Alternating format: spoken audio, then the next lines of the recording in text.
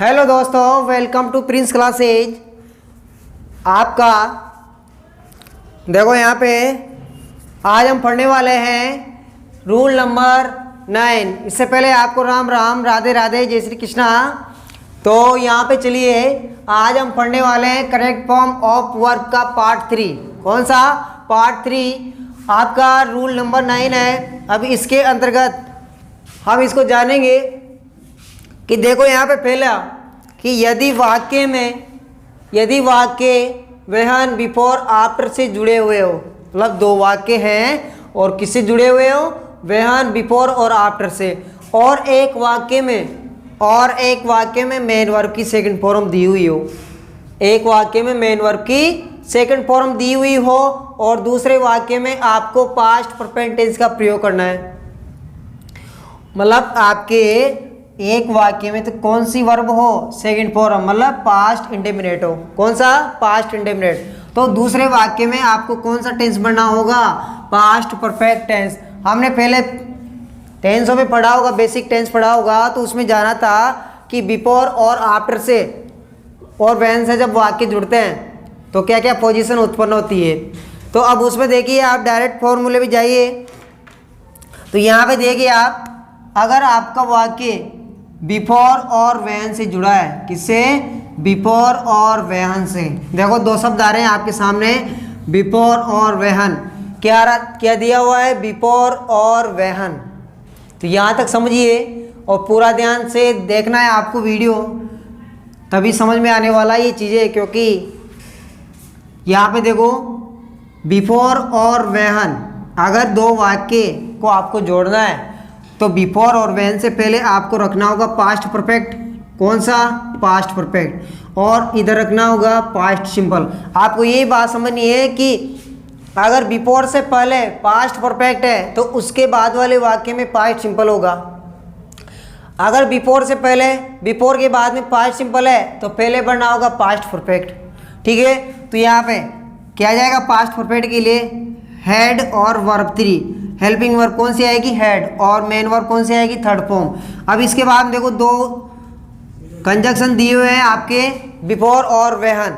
तो अब इसके बाद देखो जो पार्ट सिंपल है उसके लिए यूज होगा डायरेक्ट वर्ब सेकंड। अगर वर्ब सेकंड इधर वाले वाक्य में, तो इधर वाले वाक्य में आएगा हेड और वर्ब 3। क्या आएगा?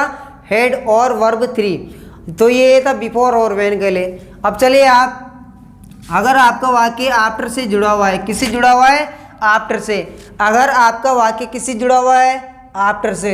तो इसमें देखिए आफ्टर से पहले वाला वाक्य किस में होगा? पास्ट इंडेफिनिट में, और इसके बाद वाला पास्ट परफेक्ट टेंस में। अब इसमें देखिए कि कोई कार्य भूतकाल में, मतलब भूतकाल में दो कार्य हुए और पहले संपन्न होने वाले कार्य के लिए हम यूज करते थे पास्ट परफेक्ट और बाद में संपन्न होने वाले के लिए यूज करते थे पास्ट सिंपल। तो यही देखना होगा आपको। देखो तो उसमें ध्यान देना है, अगर बिफोर और व्हेन से पहले पास्ट परफेक्ट आ रहा है तो बाद वाले में पास्ट सिंपल रखना है, और बिफोर आफ्टर से पहले पास्ट इंडेफिनिट आ रहा है तो बाद में रखना है आपको पास्ट परफेक्ट टेंस। तो ये बिल्कुल ऐसी चीज़ें, इसको याद रखना है आपको। अगर ये फॉर्मेट याद है तो सब कुछ कर सकते हो आप। तो ये याद रखना है आपको। इसके लिए जो आपका ये रूल है, इसके लिए आपको इसको याद रखना होगा। तो आइए बढ़ते हैं हम आगे सेंटेंस की ओर को। किस प्रकार से सेंटेंस आएगा इसका, किस प्रकार से हम मेन वर्ब भरेंगे इसमें। तो आइए यहाँ पे देखिए, तो चलिए ही टुक टी। अब यहाँ पे सब्जेक्ट के बाद में मेन वर्ब कौन सी फॉर्म आ रही है? ये वाली सेकंड फॉर्म। कौन सी फॉर्म आ रही है? Second form. अब हमने बोला था कि यदि एक वाक्य में सेकंड फॉर्म हो तो दूसरे वाक्य में कौन सी फॉर्म होगी? Main verb. कौन सा यूज होगा? Past perfect tense. तो यहाँ पे देखिए आफ्टर, ये आफ्टर आ रहा है भाई। आफ्टर किससे जुड़ा हुआ है? मतलब दो सेंटेंस जुड़े हुए किससे? आफ्टर से, आफ्टर कंजक्शन से जुड़े हुए हैं। अब आफ्टर कंजक्शन से जुड़े हुए हैं तो, और इसके बाद में देखो ये चीज़ आ रही है आफ्टर से पहले आपके आ रहा है वर्ब सेकंड। क्या आ रहा है? वर्ब सेकंड पहले वाले वाक्य में। तो आफ्टर के बाद में आपको कौन सा टेंस रखना होगा? कौन सा रखना होगा? Past perfect. तो यहाँ पे देखो आई के साथ क्या लगेगा? हैड। मेन वर्ब कौन सी हो जाएगी? Third form. तो क्या हो जाएगा? रीच्ड। तो यहाँ पे देखो इसको अच्छी तरह से समझना है तो देखो कुछ भी गलती नहीं करनी, यहाँ पे आराम से देखना होगा वाक्य को। तो यहाँ पे देखिए ये खालिस्तान दिया हुआ है सेकंड वाक्य में। पहला तो आपका क्लियर, एक बार और देख सकते हो कि यदि आपका वाक्य आफ्टर से जुड़ा हुआ है और एक वाक्य में वर्ब सेकंड दी हुई है तो उसके बाद वाले में आपको पास्ट परफेक्ट टेंस का यूज करना है। जो आपका क्या हुआ, हैड और रीच्ड आ गया, मतलब हेल्पिंग वर्ब तो आ गई हैड और दूसरा आ गया मेन वर्ब कौन सी, रीच्ड। तो यहाँ पे देखिए अब दूसरे वाले में खालिस्तान दे रखा है, मेन वर्ब दे रखी है ब्रैकेट में रीड। अब यहाँ तक तो देखना है आपको, आगे चलिए। हर बुक और बिफोर से जुड़ा हुआ है वाक्य, ये दोनों वाक्य किससे जुड़े हुए हैं, बिफोर से। अब बिफोर वाला रूल आपको याद होना चाहिए। तो उसमें देखिए अगर आपकी एक वाक्य में सेकंड फॉर्म है तो दूसरे में थर्ड फॉर्म आ जाएगी, एक वाक्य में थर्ड फॉर्म आ रही है तो दूसरे में सेकंड फॉर्म आ जाएगी। तो ये देखना होगा आपको। तो यहाँ पे देखो सेकंड फॉर्म आ रही है लास्ट में, तो बिफोर से पहले हम कौन सा टेंस यूज करते हैं, पास्ट परफेक्ट टेंस। तो पास्ट परफेक्ट टेंस हो जाएगा सी हैड, थर्ड फॉर्म हो जाएगी रीड। ये लो, बिल्कुल सिंपल है। तो अब इसमें देखो दे से पहले आपको खालिस्तान दे रखा है, फिर दे के बाद में खालिस्तान दे रखा है, फिर आपकी वर्ब है टेक जो ब्रैकेट में दी हुई है, और ये वाक्य जुड़ा हुआ है बिफोर से। देखो किससे जुड़ा हुआ है, बिफोर से। अगर वाक्य बिफोर से जुड़ा हुआ है और बाद में दे रखी है सेकंड फॉर्म, देखो रोज आ रहा है, सेकंड फॉर्म आ रही है, तो इससे पहले वाले वाक्य में क्या यूज करेंगे हम, क्या यूज करेंगे भाई, पास्ट परफेक्ट। क्या यूज होगा, पास्ट परफेक्ट टेंस का यूज होगा। तो अब यह वाक्य आपका है कौन सा है, इंट्रोगेटिव है भाई, ये इंट्रोगेटिव। तो अब इंट्रोगेटिव के लिए क्या करोगे आप, बिफोर से पहले वाले वाक्यों को इंट्रोगेटिव बनाओगे। देखो दे रखा है ना इसमें, तो इसमें हेल्पिंग वर्ब को बाहर निकाल दो। हेल्पिंग वर्ब क्या आएगी इसमें, बाहर हेड आ जाएगी, ये लो। अब इसके बाद में चलो मेन वर्ब कौन सी रखनी है, थर्ड फॉर्म। तो क्या हो जाएगा, देखो हेड के साथ हमेशा कौन सी फॉर्म आएगी, थर्ड फॉर्म। तो ये लो टेकन हो जाएगा। अब इसके बाद में चलिए आप, he went out after the rain stop. He went out after the rain stop. तो अब इसमें ध्यान दीजिए आप, फर्स्ट में आ गए आपकी सेकंड फॉर्म। तो आपका जो रूल था क्या कह रहा था, यदि वाक्य व्हेन बिफोर आफ्टर से जुड़े हुए हो और एक वाक्य में कौन सी फॉर्म हो, सेकंड फॉर्म, एक वाक्य में सेकंड फॉर्म हो तो दूसरे वाक्य में आपको क्या बढ़ना होगा, पास्ट परफेक्ट टेंस का यूज करना होगा। तो अब इसमें देखिए ये आपका वाक्य किससे जुड़ा हुआ है, आफ्टर से। किससे जुड़ा हुआ है भाई, आफ्टर से। किससे जुड़ा हुआ है, आफ्टर से। अब आफ्टर से जुड़ा हुआ है और यहाँ पे आ रही सेकंड फॉर्म फर्स्ट में, तो दूसरे वाले वाक्य में क्या यूज कर दे, हेड और वर्ब थर्ड। तो क्या हो जाएगा, स्टॉपेड। ये लो। अगर आपको क्लास अच्छी लग रही है तो वीडियो को ज़्यादा से ज़्यादा लाइक करें, शेयर करें, ताकि सभी बच्चों तक ये पहुँच सके। तो यहाँ पे चलिए आगे, the patient die before the doctor came. अब इसमें देखिए बिफोर आ रहा है, क्या आ रहा है, बिफोर। अब बिफोर से वाक्य जुड़ा हुआ है, बिफोर से आपका वाक्य जुड़ा हुआ है और आपकी इसमें मिला आपको सेकंड फॉर्म। क्या मिला, सेकंड फॉर्म मिल गया। तो इधर वाले वाक्य में क्या भर देंगे, डायरेक्ट वही देखना है, सेकंड फॉर्म आ रही है तो क्या भर दोगे, पास्ट परफेक्ट भर दोगे। तो यहाँ पे क्या आ जाएगा, हैड डाइड। क्या भर देंगे, हैड डाइड। उम्मीद करता हूँ आपको ये रूल अच्छे से समझ में आया होगा।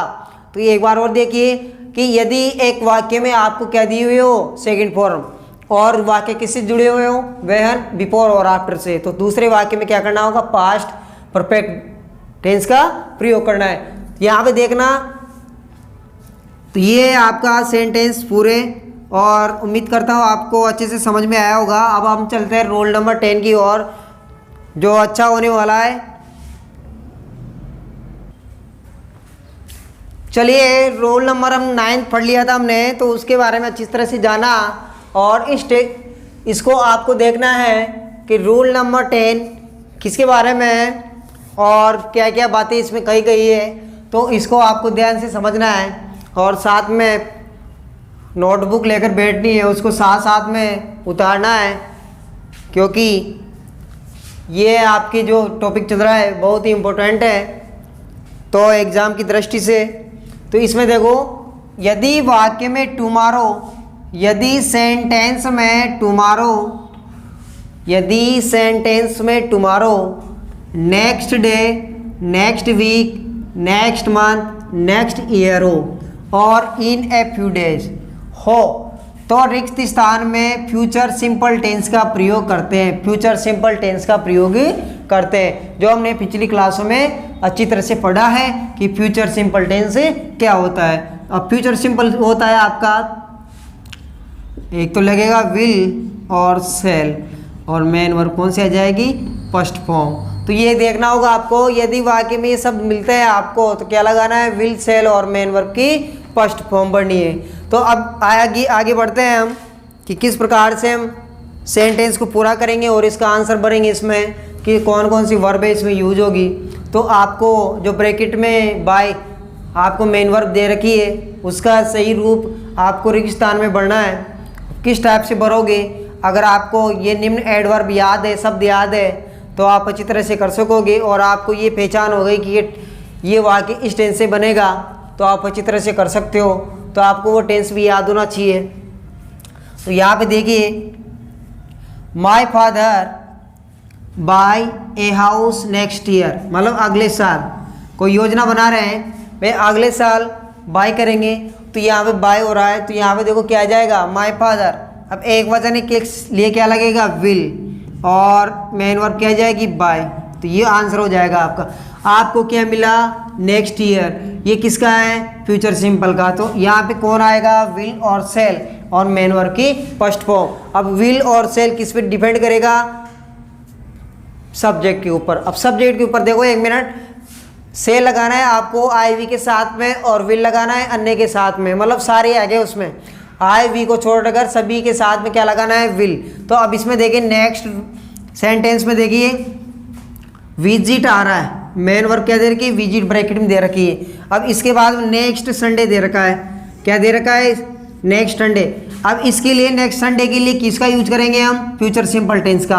अब फ्यूचर सिंपल टेंस आपको याद होना चाहिए कि इसमें हेल्पिंग वर्ब कौन सी लगेगी, वर्ब मेन वर्ब कौन सी आएगी। तो यहाँ पे चलते हैं वी मतलब कौन सा पर्सन है, फर्स्ट पर्सन है, तो वी के साथ में क्या जाएगा, सेल लगाओ डायरेक्ट। अब इसके बाद में विजिट, तो जो आपको फर्स्ट फॉर्म दे रखी है उसमें उसी को रखना है, तो ये हो जाएगा आपका विजिट। तो ये लो आंसर, चुटकियों में आंसर आ रहा है, टेंशन लेने की कोई आवश्यकता नहीं है। हमारे साथ क्लास को शुरू से एंड तक जरूर देखना है। तो यहाँ पे देखिए, द सेशन ओपन एट, देखो इसमें टुमारो मॉर्निंग आ रहा है, क्या आ रहा है, टुमारो मॉर्निंग। तो टुमारो के लिए किसका यूज करते हैं हम, फ्यूचर सिंपल टेंस का। तो फ्यूचर सिंपल टेंस को देखो, इसमें वाक्य कौन सा है, वाक्य की पहचान कीजिए। अफर्मेटिव तो अफर्मेटिव यूज करो। तो क्या आएगा इसमें, द सेशन विल ओपन। ये लो, क्या दिक्कत हुई इसमें, विल सेल का प्रयोग करना है और जो ब्रैकेट में दे रखे उसको उतार देना है, कुछ भी दिक्कत नहीं है इसमें। The chairman arrive Jaipur next week, क्या हो जाएगा, next week. The chairman Jaipur next week. अब इसमें देखना नेक्स्ट वीक आ गया ये इसमें, नेक्स्ट वीक, तो क्या प्रयोग करोगे, विल सेल का। अब विल सेल को देखो, इसमें चेयरमैन एक वचन है, एक वचन के लिए क्या यूज करते हैं, विल, और उससे कोई मतलब नहीं है सिंगुलर हो प्लूरल हो, क्या यूज करना है, विल। आई और वी के साथ में केवल सेल का प्रयोग होगा, तो इसमें क्या हो जाएगा, विल, और मेन वर्ब आ जाएगी आपकी अराइव, जो इसमें दे रखी है। नीचे वाला चलो, we go to school tomorrow, यहाँ पे टुमारो आ रहा है भैया। टुमारो के लिए किस टेंस का यूज करोगे, फ्यूचर सिंपल टेंस का। अब फ्यूचर सिंपल टेंस के लिए किसका यूज करते हैं, विल और सेल का। तो यहाँ पे देखो विल और सेल में से आपको किसको रखनी है। तो यहाँ पे देखो सब्जेक्ट आ रहा है विल, वी आ रहा है तो सेल हो जाएगा, क्या आ जाएगा, सेल। पीछे क्या लिख दोगे, मेन वर्ब की फर्स्ट फॉर्म, क्या हो जाएगा, गो। तो ये आपको अच्छी तरह से समझ में आया होगा। और इसे जो अगले वाला जो रूल है वो कल होगा। आज की क्लास यही समाप्त होती है। तो देखिए रूल नंबर 9 और 10 आपको अच्छे से समझ में आया होगा, तो इनकी तैयारी कीजिए। फिर आगे बढ़ते हैं हम। क्लास को देखने के लिए बहुत बहुत धन्यवाद।